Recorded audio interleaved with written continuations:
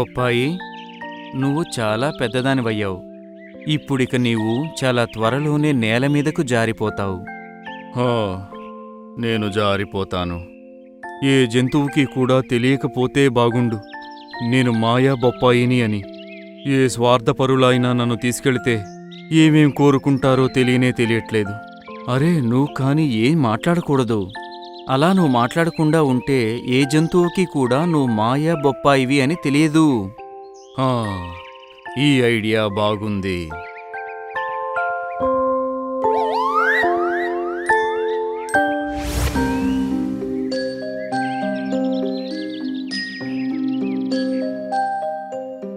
అరే వా, దొరికింది ఈరోజు ఆహారం.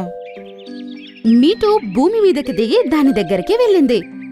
అది బొప్పాయిని ఒక 2 సార్లు కొరుకుతుంది మరియు సంతోషంగా తినడం ప్రారంభించింది. ఎంత రుచికరమైన బొప్పాయి, మజా వచ్చింది. అబ్బా, కొంచెం నీళ్లు దొరికితేనా ఇంకా బాగుంటుంది. అది అలా అనగానే బొప్పాయి మెరవడం ప్రారంభించింది. అది చూసి మిట్టుకి షాక్ అయింది మరియు దాని ముందు నీళ్ల కుండ ఒకటి ప్రత్యక్షమైంది. అరే, ఈ చమత్కారం ఏమిటి?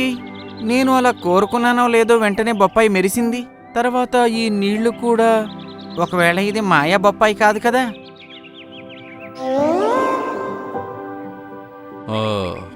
నువ్వు సరిగ్గా గుర్తుపట్టావు. అరే వా, నువ్వు మాట్లాడగలుగుతున్నావు కూడా. అవును మీటు, నేను మాయా బొప్పాయిని.